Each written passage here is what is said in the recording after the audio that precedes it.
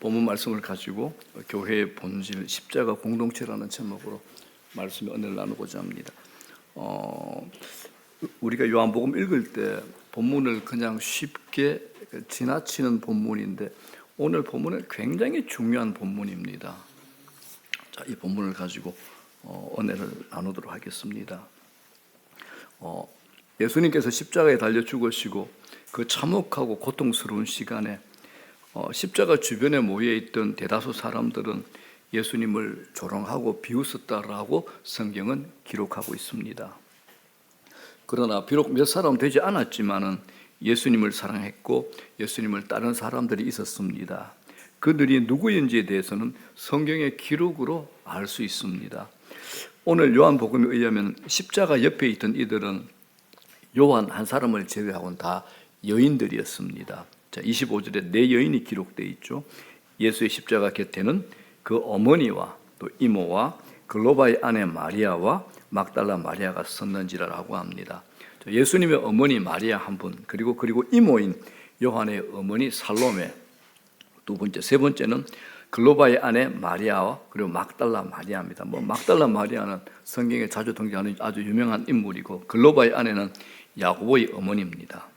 자, 여기서 중요한 것은 예수님의 어머니인 마리아가 십자가까지 따라와 그 옆에 있었다는 것인데 이건 오늘 요한복음에만 기록되어 있습니다.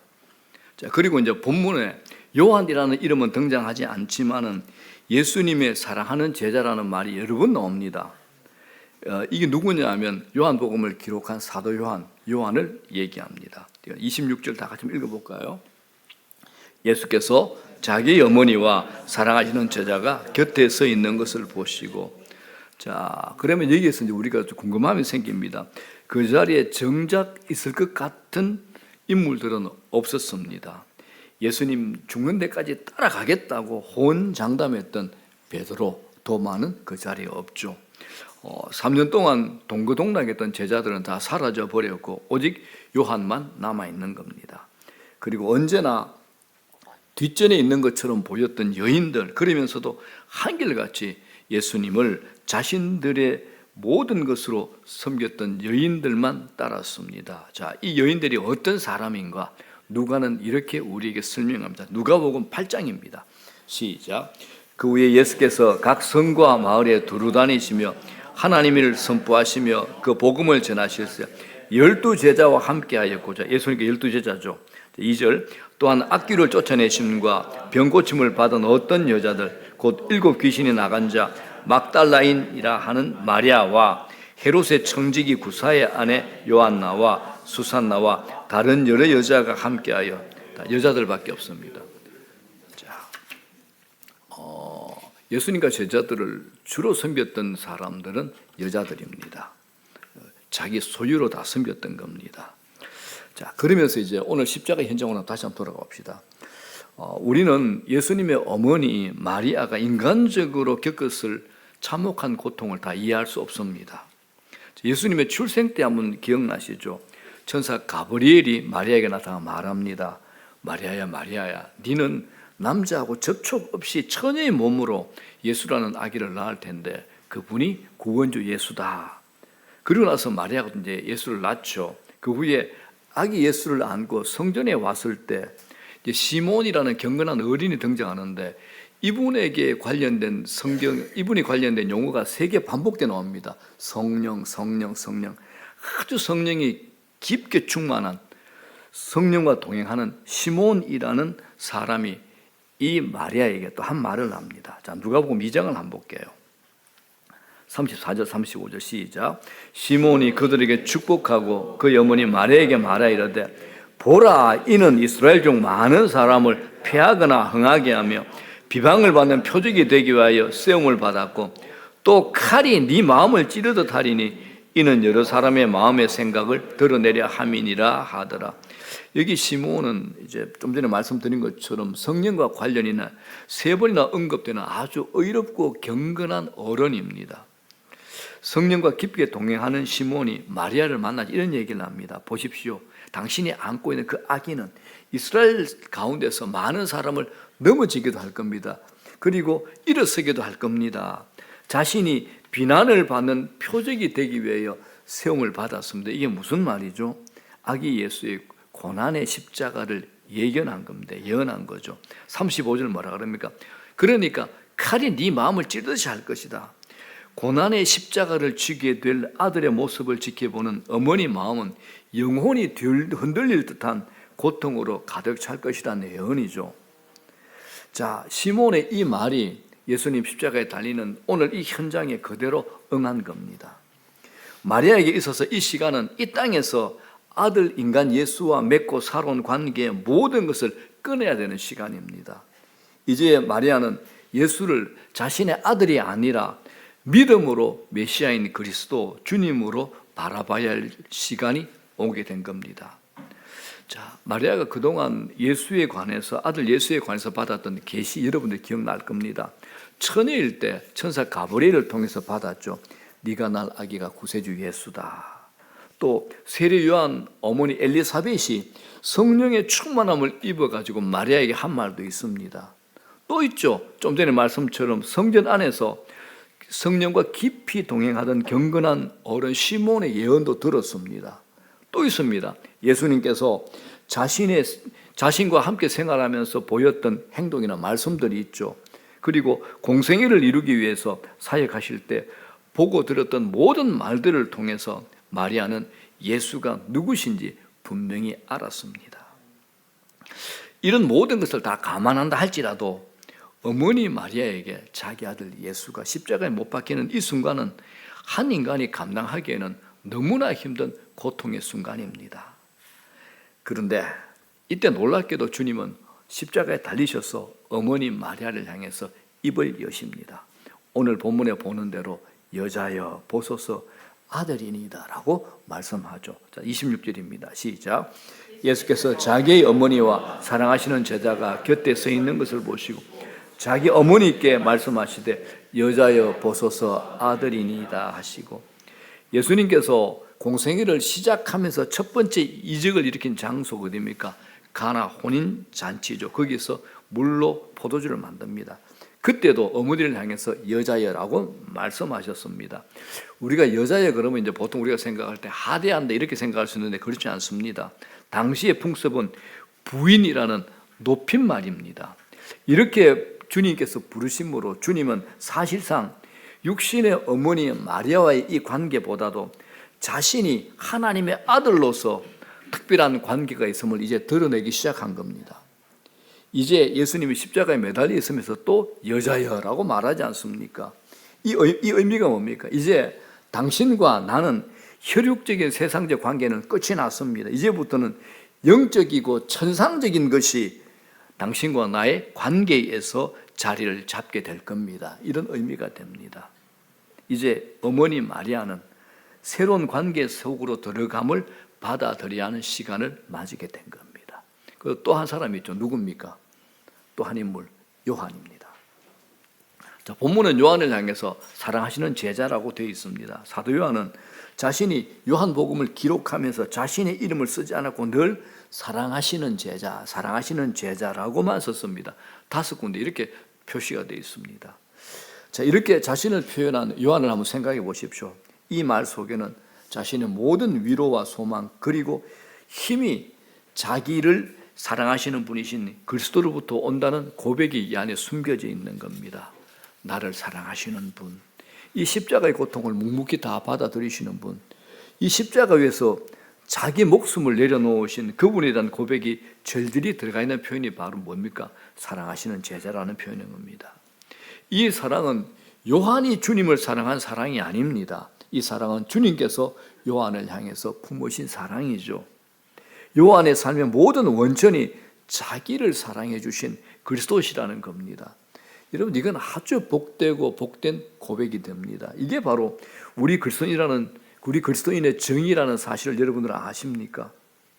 모든 그리스도인, 저와 여러분 모두가 예수님께서 사랑하시는 제자입니다.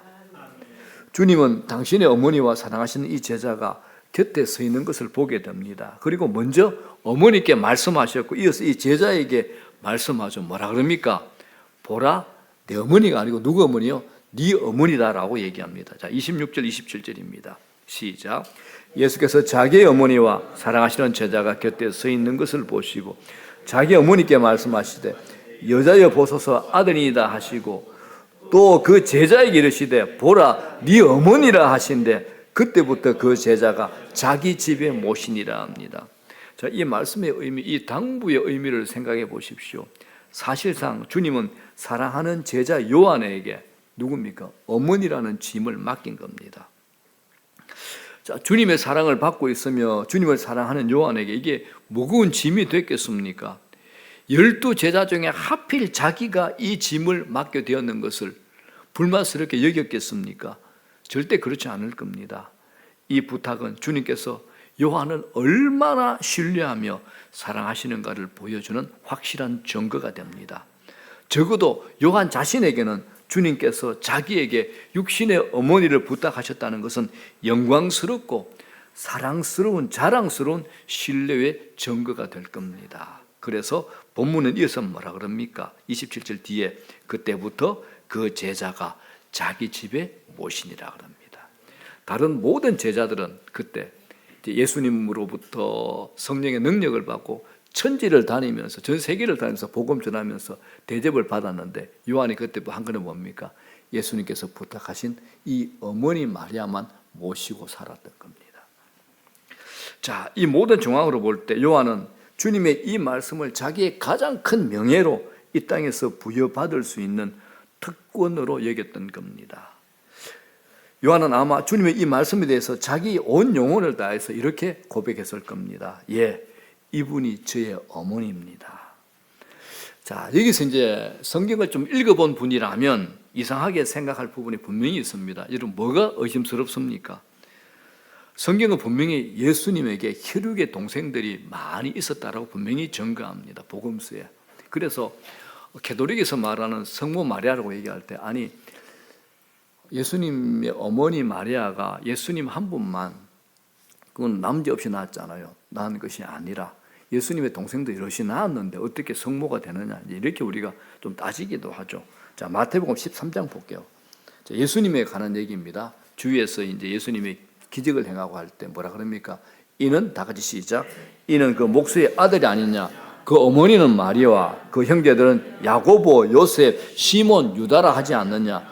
그 누이들은 다 우리와 함께 있지 아니하냐라고 합니다. 누이들도 있었죠. 형제들도 하나가 아니고 몇입니까? 넷입니다.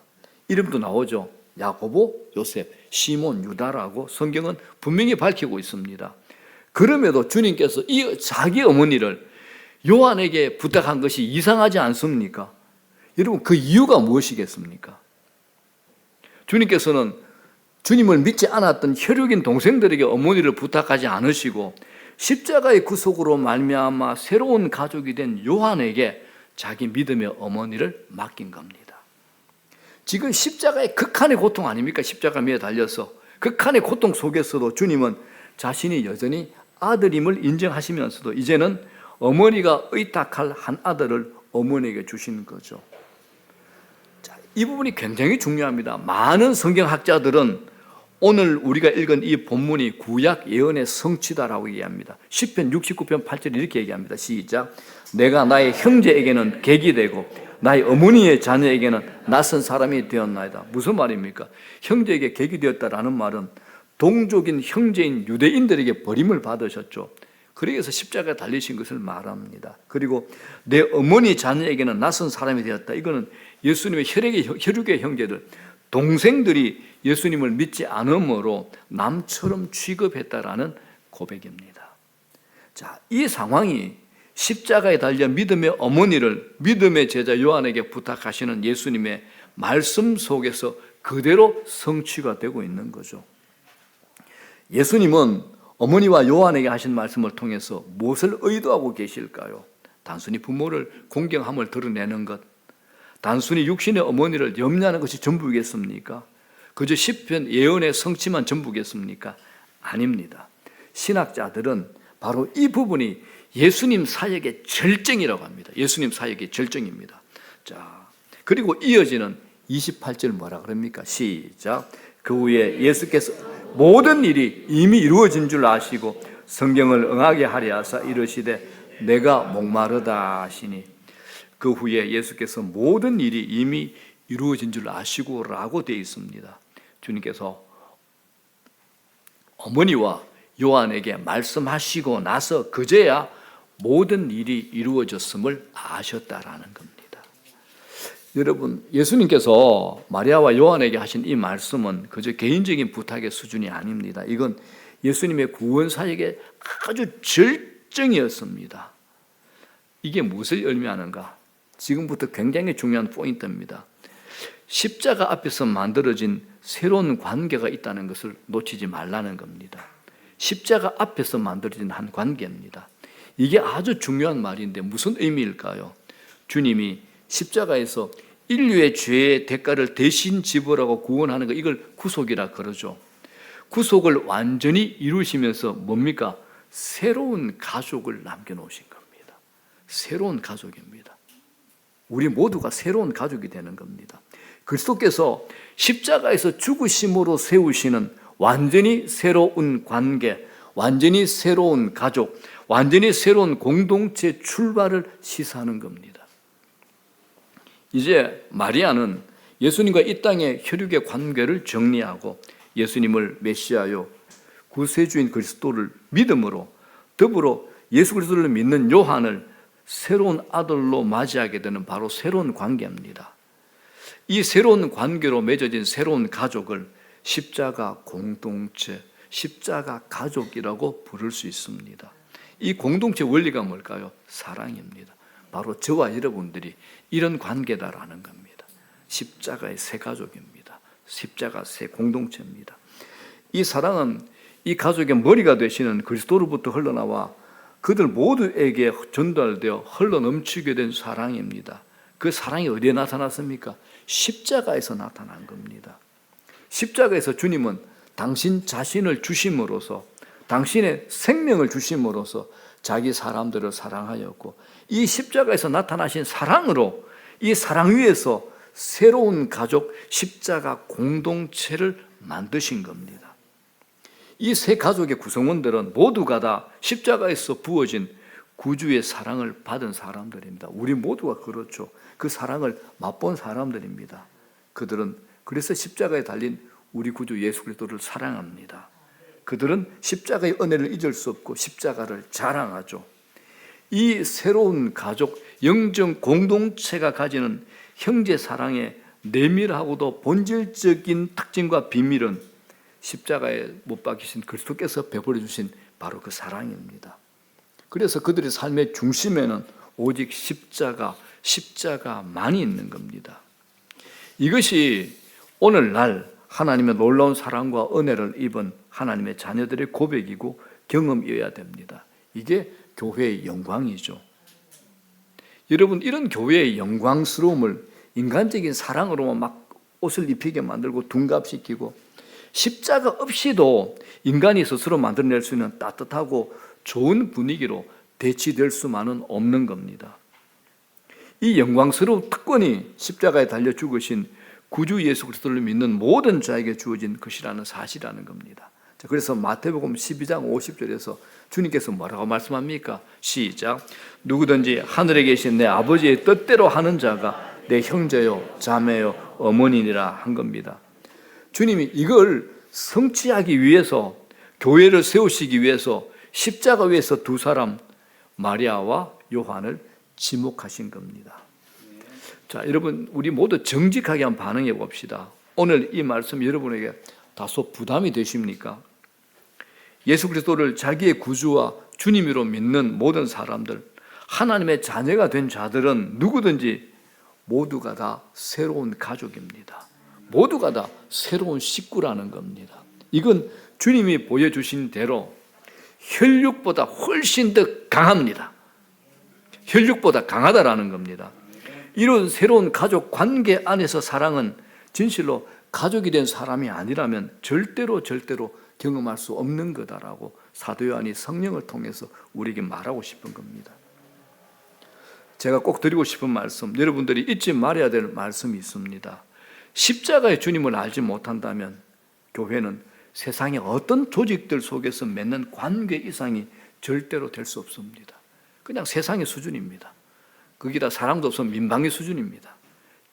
십자가 주님을 알지 못한다면 말입니다. 그러나 우리가 정말 주 예수 그리스도를 자신의 구주와 주님으로 만나셨다면, 그래서 진실로 거듭난 하나님의 자녀가 되었다면, 우리는 이미 우리 모두가 다 한 사람도 빠짐없이 새로운 가족 관계 안으로 들어온 겁니다. 우린 가족입니다. 이제 가족 관계에 들어오신 분들은 이 새로운 가족 관계, 십자가 공동체 속에서 그 사랑을 배워나가는 겁니다. 이건 신비죠. 이건 정말 신비입니다. 주님을 알지 못하는 세상은 도무지 이해할 수 없는 일이 되는 겁니다. 자, 여러분, 이거 어떠신가요? 여러분들에게 혈육이 있잖아요. 내 자식, 내 형제, 부모. 이건 부인할 수 없는 실제죠. 또 있습니다. 예수를 믿는 자에게는 우리 교회 공동체 안에서 이루어진 이 새로운 가족, 십자가 공동체도 부인할 수 없는 실제라는 겁니다. 이게 우리의 실제가 됩니다. 이건 여러분들께서 아시겠습니까? 경험하셨습니까? 물론 교회 안에 있는 사람이 다 거듭난 하나님의 자녀들은 아닐 겁니다. 그러나 만일 어떤 분이 아직 거듭난 하나님의 자녀의 확신이 없으시다면 이제 그 축복과 그 은혜를 제발 내게서 떠나지 말기를 하나님께 구하면서 다시 하나님 앞에 나아가십시오. 주님의 변함없고 신실한 약속을 받으시라는 겁니다. 이 새로운 관계는 주님께서 십자가에서 죽으심으로 그 피의 대가로 세워진 겁니다. 그것이 바로 지금 이 교회입니다. 그래서 교회는 우리 인생에서 포기할 수 없는 그 이상입니다. 교회가 이렇게 중요합니다. 이 엄청난 은혜와 영광을 잊고 나면 교회를 향한 꿈을 꾸기 시작을 하는 거죠. 오늘 우리 모두에게 성령님께서 그런 동일한 은혜를 주시기를 간절히 소원합니다. 그래서 저와 함께 이 포기할 수 없는 꿈을 가지고 교회, 이 십자가 공동체, 새로운 가족의 축복과 은혜를 누리고 살아가며 복음을 듣지 못하고 죽어가는 수많은 사람들이 이 공동체 안에서 우리 주님께서 십자가에서 쏟으신 사랑을 경험하고 주님께 나와 무릎 꿇는 역사가 일어나기를 간절히 바라는 겁니다. 이건 여러분 그냥 해봅시다, 하자 해서 되는 거 아닙니다. 우리가 아까 봉헌 찬양했죠. 다 같이 한번 불러볼까요? 예수의 넓은 사랑을 어찌다 말할, 주 사랑 받은 사람만, 주 사랑 받은 사람만 그 사랑 알도다. 이렇게 우리가 노래했던 것처럼 주님의 사랑을 받은 사람만 그 사랑을 알고 그 사랑으로 새로운 가족을 사랑할 능력을 경험할 수 있는 겁니다. 사랑하는 여러분, 무엇이 이해할 수 없고 믿을 수 없는 사랑을 가능하게 할까요? 십자가에 달려 자기 목숨을 우리를 위해 주심으로 그 사랑을 알게 하신 은혜를 경험한 자들만이 이 사랑을 알고 이 사랑으로 다른 형제를 사랑할 수 있게 되는 겁니다. 이 사랑의 이야기는 그저 듣기 좋은 낭만적인 얘기, 로맨틱한 얘기는 절대 아닙니다. 성경이 가르치는 이 새로운 가족 안에서의 형제 사랑은 그저 나이스한 사람이 돼가지고 뭐 인품도 좋고 인격도 좋고 뭐 좋은 성품으로 좋은 분위기 만들자, 이거 절대 아닙니다. 그건 인격이나 성품이 좋은 거지 성경이 가르치는 사랑이 아니라는 말입니다. 성경이 가르치는 사랑은 주님께서 십자가에서 우리를 위해 주신 사랑과 동일한 사랑입니다. 요한일서 3장 16절 뭐라 그럽니까? 그가 우리를 위하여 목숨을 버리셨으니 우리가 이로써 사랑을 알고 우리도 형제들을 위하여 목숨을 버리는 것이 마땅하니라. 이곳까지 얘기합니다. 이곳까지. 왼수들까지 사랑하는 거예요. 그들에까지 그리스도의 사랑을 전하는 거, 이곳까지입니다. 우리 주님이 그러셨듯이 형제를 위해서 너희들도 그렇게 하라는 겁니다. 이것이 새로운 가족, 십자가 공동체 안에서의 형제 사랑의 정의입니다. 이걸 우리 마음대로 편한 대로 희석시키지 맙시다. 신자라면, 하나님의 자녀라면 이렇게 하는 것이 마땅하다라고 성경은 말합니다. 구체적인 실제가 이제 요한일서 3장 17절입니다. 다 같이 시작. 누가 이 세상의 재물을 가지고 형제의 궁핍함을 보고도 도와줄 마음을 닫으면 하나님의 사랑이 어찌 그 속에 거하겠느냐. 사랑은 구체적이다 이 말입니다. 목숨을 준다는 것은 재물까지도 아끼지 않는다라는 겁니다. 이제 말씀을 정리합니다. 자, 오늘 말씀 읽기 전에 요한일서 한 구절을 함께 주목하고 싶습니다. 자, 요한일서 3장 14절입니다. 시작. 우리는 형제를 사랑함으로 사망에서 옮겨 생명으로 들어간 줄을 알거니와 사랑하지 아니하는 자는 사망에 머물러 있느니라. 무서운 얘기죠. 사랑하지 아니하는 자는 사망에 머물러 있느니라. 무슨 얘기입니다. 정말 특이하고 놀라운 말씀이 아닐 수 없습니다. 사망에서 생명으로 옮겨 생명으로 들어갔다는 말은 헬라어로 완료형 시제입니다. 이건 예수님을 믿을 때 믿는 사람에게 이미 일어난 겁니다. 그런데 우리가 형제를 사랑함으로 할 때는 현재형 시제가 사용되었습니다. 우리가 매일 지금 형제를 사랑할 때 내게 일어난 이 위대한 구원의 사건을 현재적으로 경험하게 되는 겁니다. 자, 여러분 다 예수 믿으시죠? 거듭난 하나님의 자녀가 된 여러분들에게 말씀을 드립니다. 형제를 위해서 목숨을 버리듯이 사랑하는 일에 우리 모두가 다 참여하는 그런 우리 화매 가족들 되기를 주님의 이름으로 간절히 소망합니다. 이건 성경의 표현대로 마땅한 일입니다. 선택사항이 아닙니다. 마땅한 일입니다. 그러면 우리 모두는 힘없고 확신 없는 삶에서 십자가 은혜, 십자가 사랑을 더 깊이 알고 경험하고 구원의 감격을 더 강하게 누리게 될 겁니다. 이게 하나님의 약속이죠. 자, 마지막 심판날에 주님의 말씀이 있습니다. 마지막 심판날 주님 앞에 섰을 때 주님이 이렇게 질문할 겁니다. 자, 40절 시작. 임금이 대답하여 이르시되 내가 진실로 너희에게 이르노니 너희가 여기 내 형제 중에 지극히 작은 자 하나에게 한 것이 곧 내게 한 것이니라 하시니 지극히 작은 자입니다. 내게 한 거다. 자, 45절 뭐라 그러면 시작. 이에 임금이 대답하여 이르시되 내가 진실로 너희에게 이르노니 이 지극히 작은 자 하나에게 하지 아니한 것이 곧 내게 하지 아니한 것이니라 하시리니. 무서운 얘기입니다. 정말 무서운 경고죠. 자, 사랑하는 여러분, 오늘 사도 요한이 자기의 온 영혼을 다해서 마음으로 주님께 대답했듯이 우리도 주님께서 사랑하시는 이들이 제 어머니가 됩니다. 제 형제가 됩니다. 제 자매가 됩니다. 라고 대답하는 저와 여러분 되기를 주의 이름으로 축복합니다. 주님께서 그런 우리들에게 어찌 무한한 복을 주시지 않겠습니까? 그런 자들에 모여있는 우리 화미교회 공동체, 십자가 공동체를 어찌 영광스럽게 하지 않겠습니까?